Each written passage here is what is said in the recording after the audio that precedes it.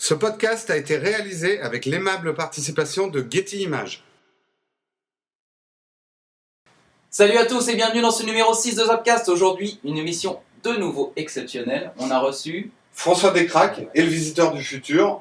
Il va nous parler de ses autres web-séries et nous donner un petit peu ses opinions sur la web-série en France.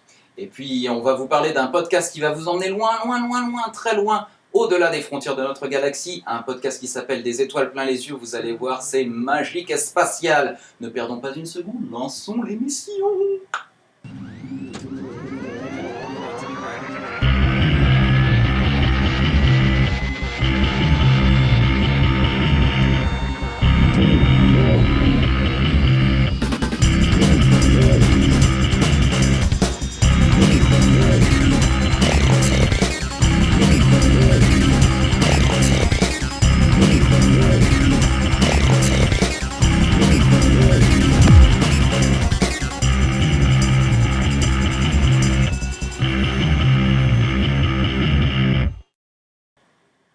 Eh bien, bienvenue dans ce Zapcast numéro 6. Alors, on va déjà commencer par une petite excuse. Désolé, on est un petit peu en retard et c'est complètement de ma faute. J'étais malade, donc j'avais les yeux explosés, le rhume, machin. C'était Donc pas beau à voir. on a préféré vous épargner ça, malgré les miracles de la technique, c'était juste pas possible. Donc cette semaine, ça va mieux. Et alors, pour premier sujet dont on va vous parler, on a eu la visite de François Descraques, donc, que vous connaissez peut-être puisqu'on avait parlé déjà du Visiteur du Futur, mais on voulait vraiment la voir pour qu'il nous parle d'abord de ses autres web-séries et qu'il nous reparle des Visiteurs du Futur, et puis sa vision un petit peu sur la web-série, notamment en France, puisque c'est des choses qui commencent vraiment à émerger. Donc, trêve de bavardage parce que l'interview est assez longue, mais passionnante. On va regarder tout de suite l'après-midi que nous avons passé avec François Descraques.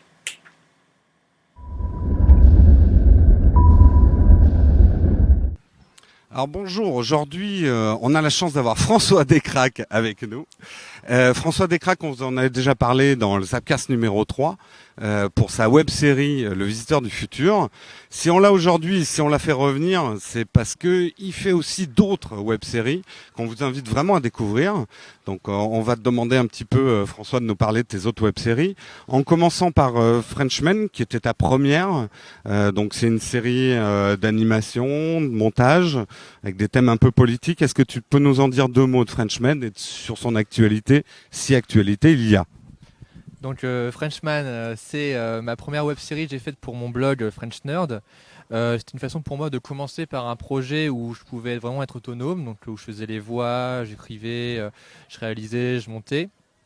Donc c'était une bonne expérience pour moi pour vraiment voir comment les web-séries sur internet étaient perçues, comment elles pouvaient se diffuser ou pas. J'ai pu remarquer que il suffit que tu mets Carla Bruni toute nue et tout d'un coup tu as 2000 vues, mais ça ne veut pas forcément dire que les gens vont regarder avec intérêt, c'est juste qu'ils vont cliquer. Donc c'était intéressant, mais au bout d'un moment c'était un peu laborieux à faire, que ce soit techniquement et aussi par rapport à certains retours que j'ai eu que j'ai exprimés sur mon blog, donc n'hésitez pas à aller voir. Donc au bout d'un moment j'ai arrêté cette web série, pas forcément définitivement, il se peut qu'elle revienne sous une forme ou sous une autre parce que je trouve que le concept de super-héros national est un concept à exploiter, donc je pense que ça reviendra à un bout d'un moment, mais il faudra voir sous quelle forme et la façon avec une façon de faire plus efficace. Une autre émission que vous avez fait, mais je crois que ça c'était un projet que vous aviez fait avant que tu te lances dans les web-séries, c'est Scred TV. Scred TV, décidément je me plante toujours. Pendant tout le déjeuner, je me suis trompé sur le nom de ce truc. Donc Scred TV. Donc Scred TV, c'est une parodie en fait d'une émission télé sur le web. C'est un peu ta vision des podcasts. Tu nous trouves ridicules? En fait, pas du tout, Scred TV. Donc, c'est un projet que j'ai fait avec Slimane Baptiste Beroun.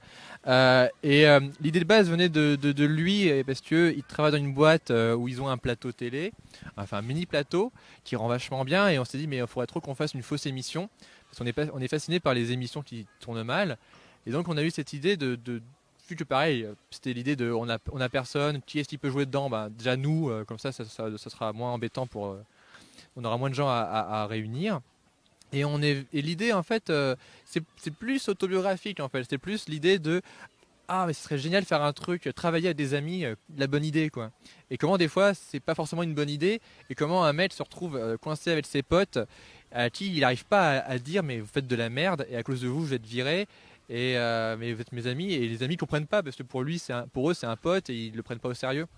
Et donc tout ce malheur là a fait donc les épisodes qu'on a mis en ligne. À la base c'était 2 épisodes de 20 minutes et au bout de 2 ans, quand j'ai fait mon blog, je me dis tiens, on pourrait peut-être les réutiliser et j'ai découpé en format 5 minutes en fait. Donc c'est une web série, c'est une sorte d'expérimentation parce que voilà, on voulait faire un truc pour le web, mais on ne savait pas comment. Et donc c'était une sorte de première étape dans la web série. Et alors j'ai vu sur ton blog, il y a beaucoup de gens qui demandent le retour, la saison 2. Tu as dit sur ton blog que c'était assez compliqué parce que c'était quand même des gros moyens de montage et tout ça. Qu'est-ce qu'il en est pour la saison 2 ? C'est une discussion qu'on a souvent avec Slim, c'est que tous les deux on veut vraiment faire revenir le concept et les personnages. Après il faut toujours trouver une façon de produire qui soit encore plus efficace. Parce que pour le coup celui-là, pour la saison 1, on a filmé sur 3 week-ends.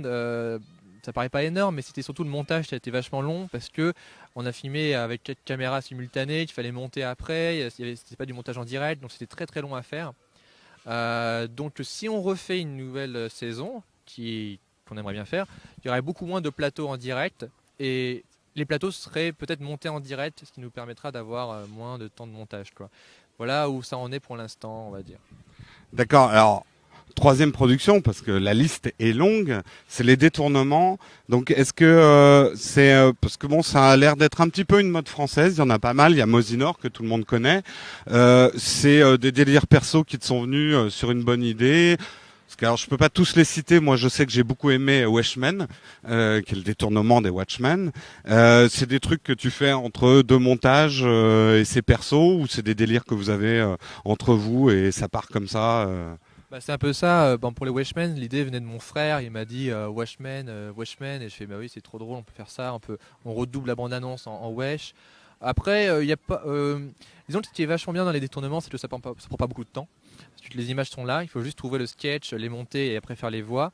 Donc c'est un truc que j'aimerais bien refaire à l'occasion.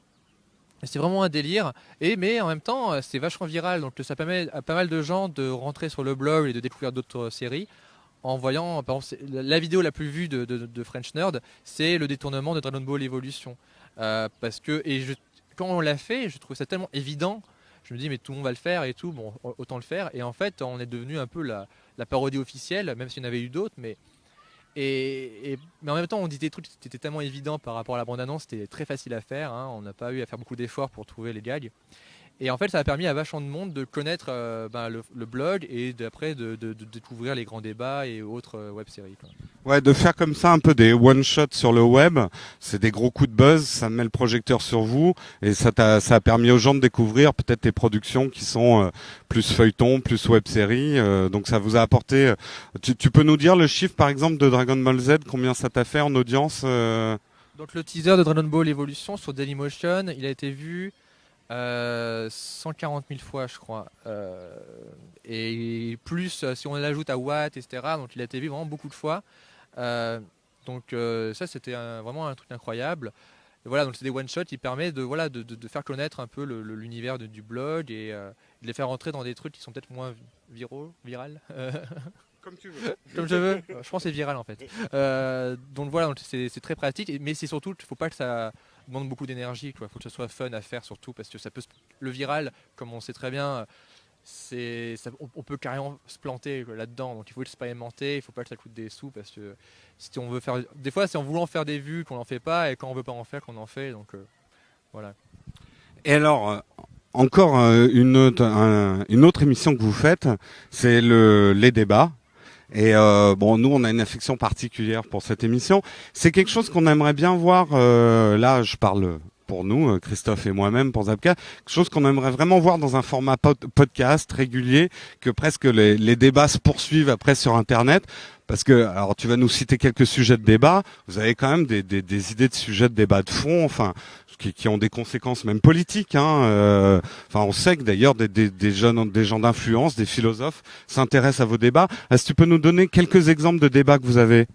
Le premier qui a lancé un peu cette web-série, c'était un débat qui nous, qu'on avait en nous depuis notre enfance, et on n'a jamais été vraiment d'accord. Il y a eu des amitiés qui ont été brisées à ce niveau-là. C'était à savoir qui est le plus fort entre Son Goku et Vegeta.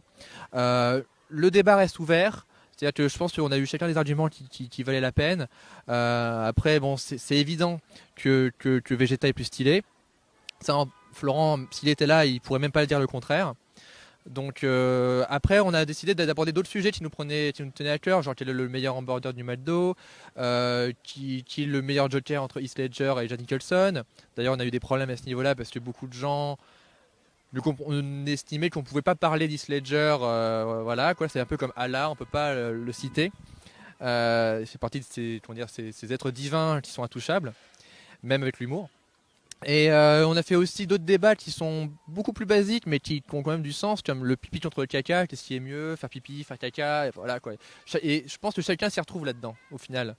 C'est vrai que ça nous parle un peu tous, donc on vous invite vraiment à regarder toutes ces émissions que fait François Descraques et tous ses amis. Alors, on ne peut pas reparler du Visiteur du Futur, qui est quand même actuellement la série qui cartonne bien sur le net. Enfin, après, tu me diras, peut-être que vous n'avez pas des si bons chiffres que ça, mais on a quand même l'impression qu'on parle beaucoup de vous.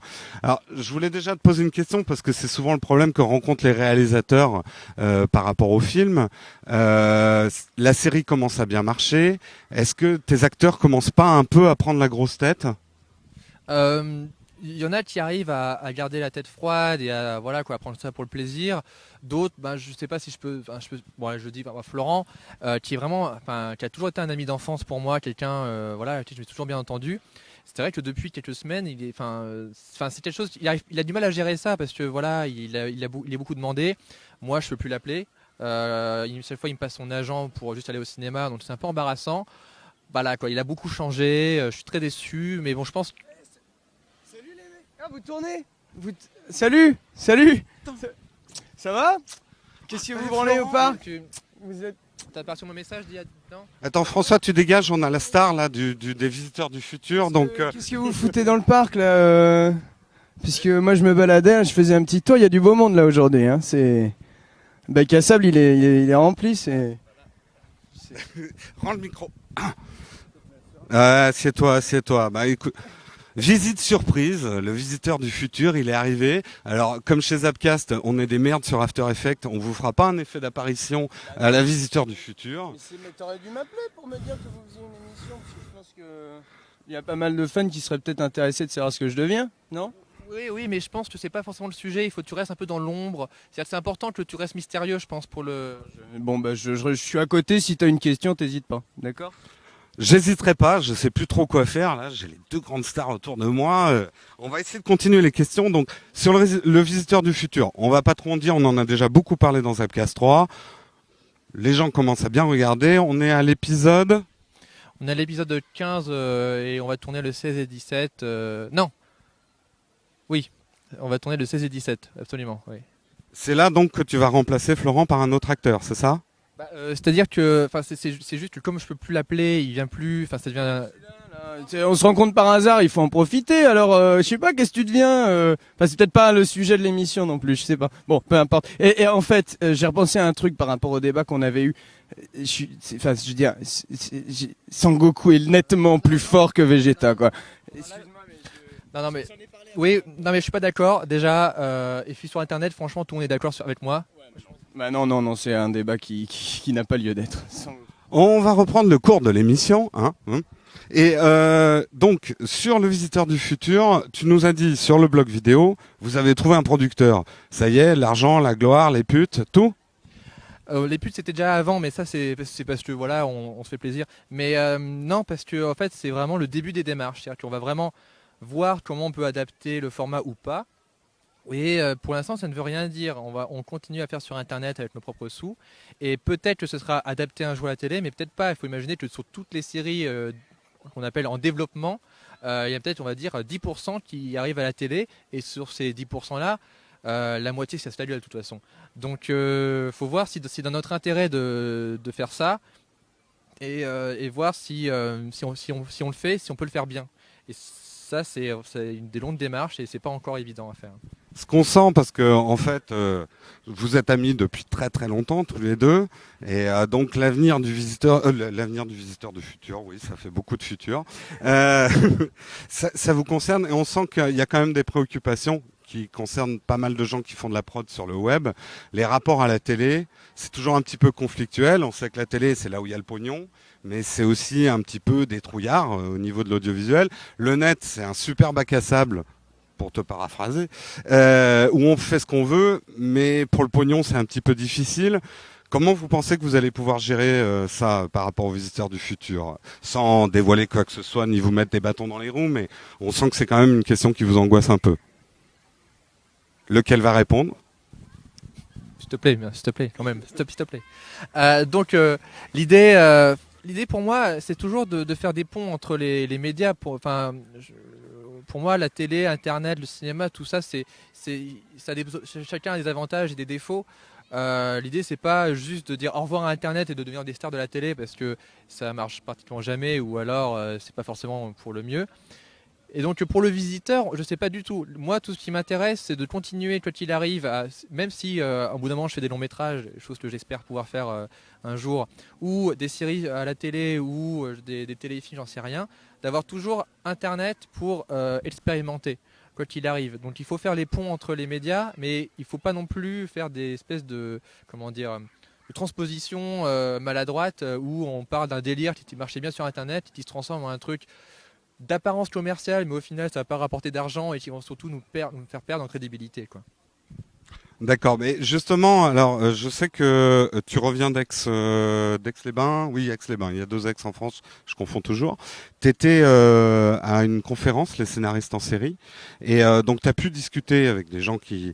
quelles a été les réactions par rapport à ta web-série? Est-ce que des gens commencent vraiment à s'intéresser aux web-séries et qu'il y a du fric qui arrive, ou en tout cas de l'intérêt? Comme Florent n'était pas là, je pense qu'il peut carrément répondre à la question. Tu peux... Alors, c'était très intéressant à Aix, justement, de constater que les gens sont intéressés, mais ils ont peur. D'accord. Donc, pour paraphraser le pape, n'ayez pas peur. Voilà. Donc, faut pas forcément lui donner le micro. Ça, c'est un truc qu'il faut apprendre à faire avec Florent. D'accord? Il faut d'abord filtrer.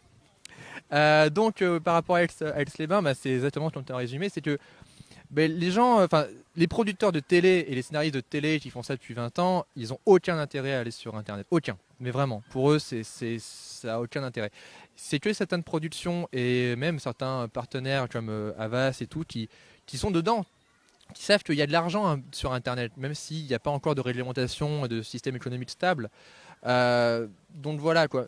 Moi, à mon niveau, c'est sûr que déjà, j'essaie d'expérimenter, c'était juste d'un point de vue créatif. Et après, je suis curieux de voir comment le média va se transformer.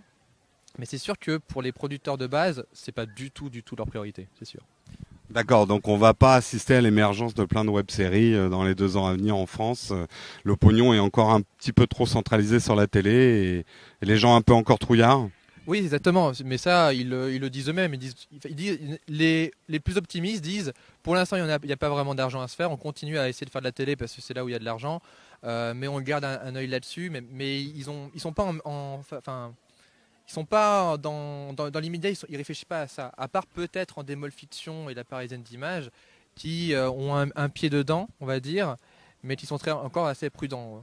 Par exemple, un projet dramatique ou quelque chose... parce que c'est vrai que le web fonctionne beaucoup sur l'humour actuellement, mais si ça devient un terrain de création et qu'on te propose un rôle plus dramatique pour une web série, est-ce que c'est des choses qui t'intéresseraient ou tu trouves que c'est un peu désuet par rapport aux planches ou le 7e art ou la télé ou... Écoute, moi, j'ai de toute façon avec mon agent, je pars sur mon contrat est très simple, c'est je veux 3 ruptures à la seconde. Donc il faut que je puisse passer des joies aux larmes et peut-être un peu d'inquiétude. Obligé en 1 seconde, il faut que ça se fasse parce que sinon ça n'a pas d'intérêt. Non, je rigole. Évidemment que ça m'intéresse, bien sûr. Enfin, moi, ce qui m'intéresse, au-delà même du style qui est défendu, c'est plutôt les gens qui travaillent là-dedans. Ce que j'ai tendance, de façon un peu romantique, à appeler, on va dire, des créateurs, des gens qui recherchent des formes d'expression qui sont pas reconnues vraiment, quoi. Et donc ça, je pense que dans les années qui viendront, ça émergera pour finalement, sûrement, j'espère, trouver sa place. Oui, bien sûr, ça m'intéresse, et surtout voilà, de rencontrer ces gens-là, ces univers. Et puis de toute façon, il y a une chose qui est évidente, je pense, un acteur, c'est très important, il faut qu'il puisse se mettre en danger régulièrement et donc ne pas faire tout le temps entre guillemets ce qu'il sait faire. C'est très important bien sûr de pouvoir expérimenter différents. Après, faut-il encore avoir la chance peut-être qu'on te le propose, parce que c'est le truc. Mais il faut travailler à ça. Moi, toute ma vie en tant qu'acteur, si je peux être acteur toute ma vie, ouais, ce sera essayer d'à chaque fois prendre des risques dans sa carrière et de faire pas forcément juste les trucs, on sait que ça va marcher. Voilà, très clairement. Ouais, en parlant de prise de risque, je crois qu'il y a 3 mémés là-bas qui nous regardent d'un œil assez agressif. Donc on va peut-être pas rester trop longtemps. On va quand même terminer par une dernière question que je vais poser à tous les deux. C'est qu'est-ce que vous conseillez aux gens qui regardent Zapcast? Déjà de continuer à regarder, ça c'est déjà une bonne chose. Mais en termes de web-série spécifiquement, est-ce que vous en auriez une ou deux ou trois ou quatre ou enfin on n'a pas toute l'après-midi non plus à nous conseiller en web-série. Donc comme Florent ne savait pas que j'allais lui poser la question, on va le laisser réfléchir et je vais d'abord te poser la question, François. Alors moi, je regarde beaucoup de web-séries ou de podcasts vidéo américains. Donc ce que je regarde tous les jours, c'est un site qui s'appelle thatguywiththeglasses.com qui regroupe plein de concepts vidéo vraiment pas chers et très très drôles. Et ça vient du mec qui a créé le The 5 Second Movie, qui a fait pas mal de buzz sur YouTube. Et maintenant, depuis, ils ont ce site où ils sont autonomes et ils sont, je sais pas, une trentaine de mecs à faire des vidéos dans leur chambre d'étudiants. Et c'est très très drôle, très bien écrit et très pertinent et on apprend des choses. Sinon à part ça, il y a aussi The Angry Video Game Nerd qui fait partie du même univers et lui qui défonce des jeux vidéo rétro. Ce mec-là, il a un site qui s'appelle cinémassacre.com où il fait pareil, il fait des trucs de jeux vidéo, des trucs pour le... Mais c'est pas vraiment de la fiction, c'est vraiment plus du reportage. Après, en web-série de fiction française, peut-être un très bon site qui regroupe tout ça, c'est anyfilm.tv, je crois, qui vraiment, voilà, mais je crois que c'est ça, et qui, voilà, bon, je dis pas ça juste parce qu'on est sur le site, mais aussi parce que ils ont une sélection à la base, c'est-à-dire qu'ils disent non, on va prendre des web-séries de fiction écrites, réalisées avec des acteurs, enfin quelque chose de qualité. Donc il y en a plein, les plus connus, il y a Noob, la Flanders Company, DRH, les trucs sont assez connus, mais il y en a d'autres moins connus et pour le coup, au moins, voilà quoi, il y a une sélection, donc c'est assez bien pour trouver ces web-séries, quoi. Bah merci de ces conseils. Alors Florent, toi, qu'est-ce que tu conseilles de regarder sur le web en pas trop pervers, hein? Comme François. Non, sérieusement, peut-être on va dire la découverte que j'ai faite récemment, qui me plaît plutôt, parce que c'est vrai que, bon, je suis désolé de le dire, mais je vais être franc, hein, moi je suis pas forcément passionné par ce que je vois en web série. J'ai vu là Décide-toi Bertrand, que je trouve plutôt Clément. On peut la refaire. Non, on peut pas la refaire, c'est du direct. Là, tu vois l'antenne satellite. Ah mais Bertrand, c'est mon oncle en fait, c'est pour ça que j'ai fait un amalgame et je lui dis tout le temps faut que tu te décides mec, faut que tu décides et puis donc voilà. Bon, Clément donc hein. Voilà. Et donc voilà, plutôt. Non, pas un grand fan. Non, je suis pas trop fan moi de toute façon à la base. Mais voilà. Enfin du coup j'ai arrêté parce qu'avant c'était vachement Offspring et puis comme j'ai vu qu'ils avaient pas fait de web série, j'étais un peu blasé. Donc voilà, il y a Décide-toi Clément que je trouve plutôt bien faite. Voilà et le scénar est chouette et le jeu des acteurs aussi plutôt sympa. Voilà. Petit coup de cœur de la semaine. Voilà. Bah en tout cas, merci tous les deux, ça a été super de vous avoir, même si pour certains c'était absolument pas prévu au programme, hein. Mais le hasard fait bien les choses. Vous savez que je me balade souvent dans les parcs pour draguer à droite à gauche, donc voilà. On remarque que t'es arrivé seul quand même, hein. Cassé.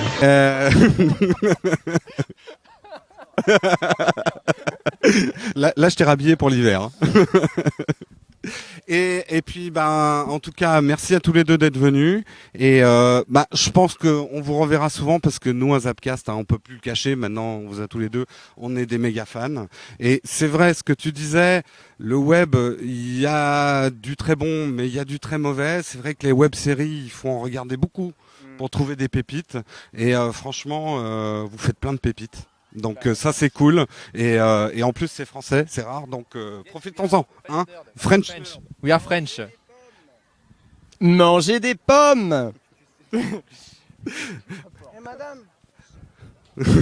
On va y aller, parce que Florent elle a l'air impatient de partir. Donc on vous remercie et puis à vous les studios.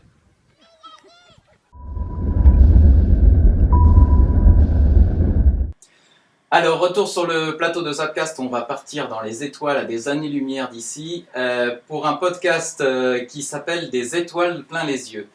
2009, vous ne le savez peut-être pas, mais c'est l'année mondiale de l'astronomie. Et à cette occasion, le CNES, le Centre national d'études spatiales, et le CNRS, le Centre national de recherche scientifique, en partenariat avec LCI, la chaîne de l'info, a mis au point une série de podcasts qui va être diffusée jusqu'au 13 novembre, donc un par semaine, soit une vingtaine de podcasts, sur l'espace en particulier. Donc ça traite un petit peu de tout ce qui est recherche spatiale.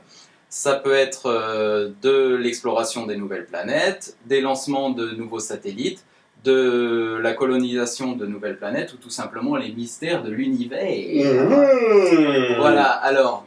On découvre ça en images. On découvre se regarde ça en un petit images et puis extrait, on puis en on en reparle reparle. tout de suite après. Qu'est-ce qu'on trouve dans le système solaire? Le Soleil, bien sûr, au centre. Et autour, on trouve 8 planètes qui, en fait, se rangent assez naturellement en 2 catégories. Proche du Soleil, vous avez les 4 planètes dites telluriques, Mercure, Vénus, la Terre et Mars. Et puis vous avez 4 planètes différentes, qui sont les planètes dites géantes, Jupiter, Saturne et encore plus loin, Uranus et Neptune. Et en fait, ça a été un gros enjeu de la planétologie de comprendre pourquoi nous avons ces 2 classes de planètes qui sont nettement différenciées. Alors au début, nous avions, il y a à peu près 5 milliards d'années, un nuage de gaz interstellaire, donc composé essentiellement d'hydrogène, qui, par l'effet des turbulences dans le milieu interstellaire, s'est mis en rotation de plus en plus rapide jusqu'à s'effondrer en un disque. Et c'est au sein de ce disque qu'on va au centre former le Soleil futur et au sein du disque, à différentes distances, les planètes. À l'intérieur du système, à des distances qui sont, disons, inférieures à 2 fois la distance Soleil-Terre, la température est suffisante pour que les molécules sous forme solide soient les plus lourdes. Or, celles-ci sont peu abondantes. Par conséquent, ceci va nous conduire naturellement à des planètes qui sont relativement denses et aussi relativement peu volumineuses. Maintenant, plaçons-nous à plus grande distance, disons au-delà de 5 fois la distance Soleil-Terre. Là, la température est plus faible, bien sûr, puisqu'on est plus loin du Soleil. Donc, assez naturellement, on voit qu'on va former les planètes géantes avec un noyau de glace, essentiellement, avec un peu de roche, mais surtout des glaces. Et puis, autour, une enveloppe formée essentiellement d'hydrogène, et il y a aussi un peu d'hélium qui intervient pour 10% de la masse. Et ceci nous donne naturellement la différenciation entre les planètes telluriques qui sont denses et peu volumineuses, et les planètes géantes qui sont volumineuses et peu denses. Et voilà, c'était des étoiles plein les yeux. Des étoiles plein les yeux. Alors, que dire? C'est que chaque semaine, un scientifique, généralement c'est un directeur de projet, qui vous présente un point précis de son travail. Donc ce sont des vrais scientifiques, hein, vous avez pu le voir. Pas comme nous. Non. Vous avez pu le voir un petit peu dans leur look. Hein, c'est quand même assez particulier le look astrophysicien. C'est quand même une info cruciale sur l'astrophysique française, c'est qu'ils s'habillent un peu comme des pieds, mais ils sont passionnants. Ils sont passionnants. Moi, ce que je trouve génial, c'est que ces gens vous parlent de sujets complètement a priori hermétiques au commun des mortels, et malgré tout, ils arrivent à le vulgariser, à en parler avec des mots simples, qui fait qu'on comprend tout de suite et qu'on se sent très intelligent alors qu'on ne comprend rien du tout a priori. Et rien que pour ça, ça vaut le coup. Et rien que pour ça, ça vaut le coup. Un podcast où tu te sens intelligent, on devrait en regarder tous les jours. Exactement. Ce qu'on peut dire aussi, c'est que les illustrations pour aller en fond sont assez bien faites. Il y a des reportages des programmes spatiaux, il y a des images de synthèse assez bien faites. Ils ont un coup de main de LCI, je crois, Ouais. derrière pour la Ouais, prod. tout à fait. Donc, Donc, bravo à LCI, ouais, c'est une ouais. chaîne qu'on aime bien parce qu'ils font beaucoup pour les podcasts. Ouais. Et ce Donc, que je trouve intéressant dans la démarche aussi, c'est que je ne crois pas que ce soit diffusé sur LCI, hein, ou alors c'est diffusé à des horaires où moi je ne regarde pas LCI, mais en tout cas, ça a été principalement réalisé pour du podcast, de la diffusion podcast. Donc merci et Cocorico, puisque c'est une initiative française. Mais moi, en fait, je trouve ça vraiment très bien pour plein de raisons. Mais une, c'est vrai que la recherche spatiale, on s'y intéresse beaucoup moins que dans les années 60. Néanmoins, et c'est pour ça que je vous conseille au moins de regarder l'épisode 1, où une personne dont je ne me souviens plus le nom explique très bien en quoi la recherche spatiale est importante, même aujourd'hui. Et le vieux leitmotiv où on dit c'est pas la peine de dépenser des milliards pour l'espace, on ferait mieux de les dépenser sur Terre, il démonte ça très bien. Et alors il donne par exemple un truc assez radical, et il explique une mission, je sais plus, mais qui va être lancée bientôt d'un satellite, coûte 4 milliards de dollars, et il vous explique que 4 milliards de dollars, c'est 3 jours de l'armée américaine en Irak. Donc il faut relativiser. Oui, l'exploration spatiale coûte cher, mais pas si cher que ça au vu des budgets des pays, et elle est cruciale pour notre avenir et notre présent. Et ce qu'on découvre dans l'espace peut avoir des répercussions sur notre vie sur Terre, ou sur les prochaines colonisations et tout ça. Donc ça a vraiment une application concrète, malgré ce qu'en disent tous les détracteurs. Eh bien, en tout cas, merci Grishka de nous avoir fait découvrir ce podcast. De rien, mon cher Igor, de rien. Voilà, regardez tous des étoiles plein les yeux. Et puis, on se remet une petite couche d'étoiles parce que c'est bien, ça fait planer. Et allez. tout. On vous laisse un petit coup avec les planètes. Et puis voilà. La danse de gaz et de poussière. Ce qui se passe sur leur centre, c'est toute cette matière qui est distribuée entre les étoiles, et c'est la matière à partir de laquelle les étoiles se forment. Et donc on peut littéralement faire une cartographie, on peut voir comment le nuage bouge. Une étoile se forme par effondrement du nuage, et donc on peut voir par exemple le nuage s'effondrer, et comprendre que là-dedans, il y a une étoile qui soit est en train de se former, ou soit qui vient de se former, donc qui est très jeune. Une étoile a un cycle de vie complexe. Il se passe beaucoup de choses, en particulier quand elle naît. Et il y a des phénomènes très, très, très violents, par exemple. On passe à notre rubrique désormais célèbre, les news du fond du podcast. Absolument. Première Alors, news, Jérôme. Première news, un nouveau podcast audio qui vient de se lancer, qu'on trouve assez intéressant parce que le sujet est original, s'appelle Techno IT. Et c'est sur l'informatique, donc ça c'est pas original, mais c'est sur l'informatique en entreprise. Donc belle démarche, ça peut vous intéresser parce qu'on est beaucoup à travailler, hein, et puis l'informatique est un peu dans toutes les boîtes, et l'IT est quelque chose de crucial. Et c'est vrai que ce que dit la personne qui fait Techno IT, c'est que les rythmes de l'informatique professionnelle ne sont pas les mêmes que les rythmes de l'informatique pour les particuliers. Donc intéressant à écouter, Techno IT, petit coup de pouce. Autre petit coup de pouce à une personne qui nous a contacté à plusieurs reprises. Il s'agit de David Fressino. David Fressino, on vous met l'adresse de son blog. Vous verrez, il y a pas mal de choses qu'il fait en vidéo, notamment une parodie de 24 heures chrono, la célèbre série de... voilà, donc allez voir ce que fait David Fressino. Il y a pas mal de choses et je pense qu'on en reparlera très bientôt dans Upcast. Alors, juste un petit mot pour vous parler de Digrill. Digrill, c'est un podcast qui émane encore une fois de Revision 3, la chaîne qu'on adore, de podcasts, etc. Enfin, on vous en a déjà beaucoup parlé. Ils arrivent à leur numéro 100.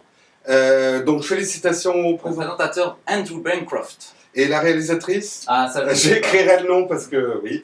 Mais voilà, félicitations. Le numéro 100 promet d'être un peu exceptionnel. D'ailleurs, à ce propos, vous pouvez aller sur le site Revision Free à la rubrique Digrill et poster une petite suggestion parce qu'il fait appel à ses visionneurs pour lui donner des idées de choses événementielles à faire pour ce 100e numéro. Donc pourquoi pas à vous, les Frenchies, vous avez le droit, autant que les Américains. Allez-y. Qui viennent tourner le Digrill là dans notre grand studio. Viens Andrew et ta copine. Hein, viendez. Vous serez bien reçus. Coup de gueule. Ah oui, coup de gueule, parce que là, ça commence à bien faire.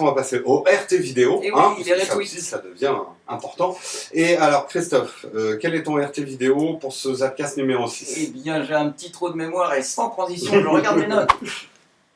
Et oui, alors donc, mon retweet vidéo aujourd'hui, c'est une vidéo assez intéressante, vous verrez, si vous vous intéressez à tout ce qui est street art, l'art des rues. Merci pour la traduction.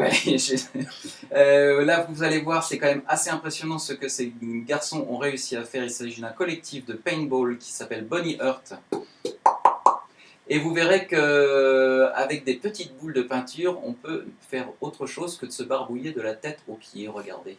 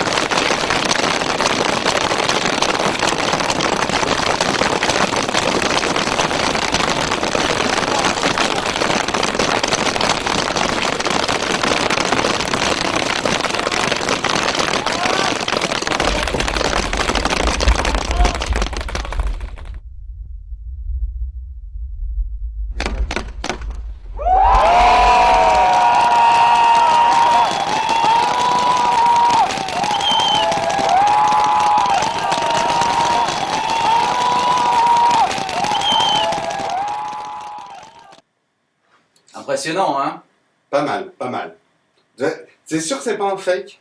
Écoute, j'ai regardé très attentivement. Ouais. Je pense que ce n'est pas un fake. Bon. Il y a toujours ce doute avec ces vidéos, Ouais, parfois. Bon. Je- Mais si c'est pas un fake, c'est super Je impressionnant. pense qu'au vu de la vidéo, on vous a mis l'extrait le plus court.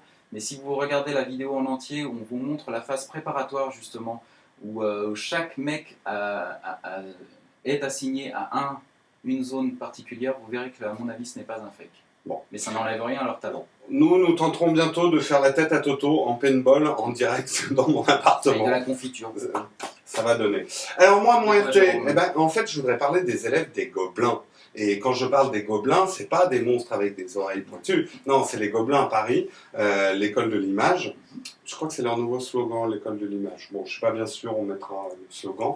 Et ils ont fait un truc que j'ai trouvé vraiment sympa, c'est, je sais plus s'ils sont 4 ou 5 élèves des gobelins. Vous verrez leur nom dans le générique de la vidéo. Ils ont fait un truc qui s'appelle Jesus 2000. Donc, sans plus attendre, nous le découvrons tout de suite.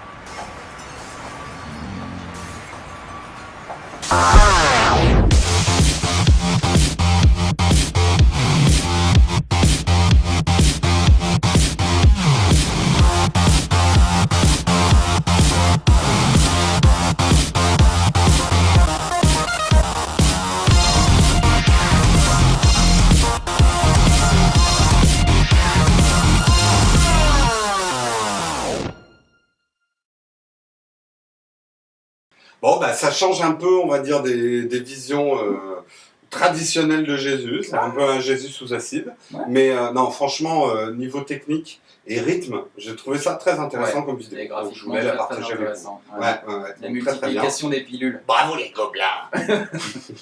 Alors, on arrive en fin d'émission. Hein, déjà la fin, Zapcast numéro 6, en espérant que tout ce dont on vous a parlé, ça vous a intéressé. Et puis sinon, bah, regardez le set, peut-être qu'un sujet vous bottera plus.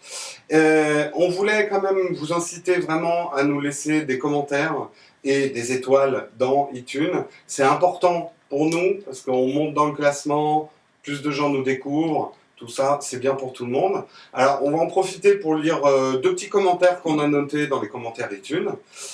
Donc, je vais commencer, moi, avec un commentaire qui nous a été posté par LOTR, l'autre, 86. J'ai découvert Ça veut dire Lord of the Lord... Oui, non, mais attends, on ne me prend pas pour un con non plus. Non, je te laisse. Cassé.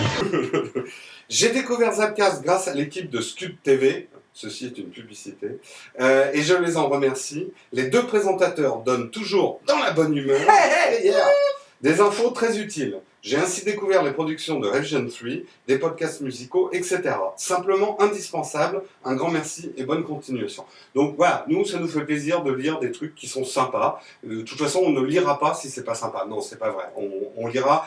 D'ailleurs, quand Christophe aura fini son commentaire, je vais ajouter un truc qu'on a oublié de dire tout à l'heure. D'accord. Eh bien, merci Frodon alors.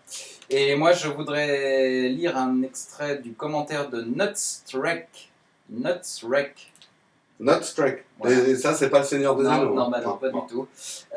Qui dit un podcast qui s'intéresse aux autres podcasts et qui mérite le détour. On découvre que le monde du podcast est infini, ou presque. En tout cas, il y en a pour tous les goûts. Nos 2 animateurs partent tous les 15 jours à la pêche et en reviennent souvent avec de bonnes trouvailles dans leur filet, de quoi alimenter sa bibliothèque de podcasts. Alors, merci beaucoup à Nutstrek. Alors, si, en fait, je voulais dire quand même un petit truc sur un commentaire négatif qui est un petit peu indépendant de notre volonté. On a un petit problème de son avec le micro d'interview. En fait, on leur a mis en début d'émission un écran pour vous. Il faut nous regarder en stéréo. Pour l'instant, on n'a pas encore trouvé la solution, mais notre son de micro ne passe pas sur les enceintes mono. Donc sur un iPhone, les enceintes sont mono, et sur les MacBooks, je ne parle pas des MacBook Pro, l'enceinte est mono. Et tout notebook où l'enceinte est mono, vous aurez un son vraiment désagréable dès qu'on utilise ce micro d'interview. Donc regardez-nous en stéréo. Préférez les enceintes stéréo ou l'écoute au casque, ce qui est encore mieux. Voilà. Et même votre système 7.1 avec le son spatial. Voilà. Voilà. Donc c'est la fin de l'émission. On va se quitter en musique, comme d'habitude. Cette fois, c'est moi qui ai choisi le titre. Donc le titre, c'est Les Fleurs, en français dans le texte. Le titre original, c'est Minnie Riperton, qui l'avait chanté dans les années 70. Elle est très connue pour ses 5 octaves de voix.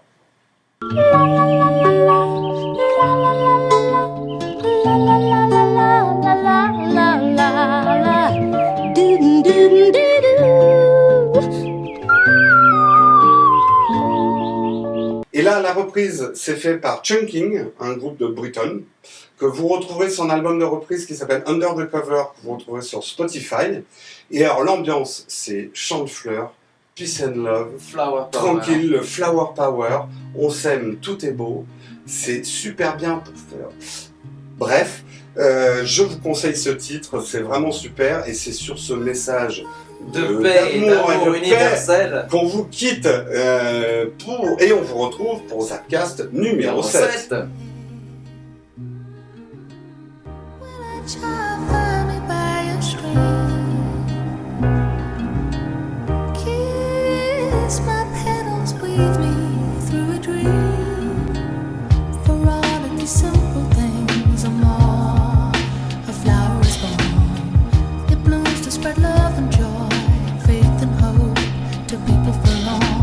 Inside every man lives the seed of a flower. If he looks within, he finds beauty and power.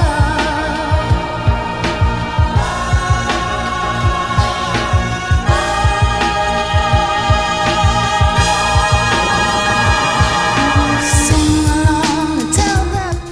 Non, par contre, le truc sur le Pilate où il faut rouler sur des boules, non, ça, je sais pas si on le fera. Pied là, ouais, bon, le jeu de mots, c'est pas notre truc, on va laisser Je m'en ça. lave les mains. Salut à tous et bienvenue dans ce numéro 6 de Zapcast. Aujourd'hui, comme d'habitude, on va vous parler de 2 podcasts. Non, c'est pas ça. Oh putain, tu filmes pas là parce que j'ai un trou dans mon jean. Hein. Non mais sérieux en plus, regarde. Ah putain, ça la fout mal. Bonjour. Et c'est là qu'on s'aperçoit qu'on n'a rien enregistré.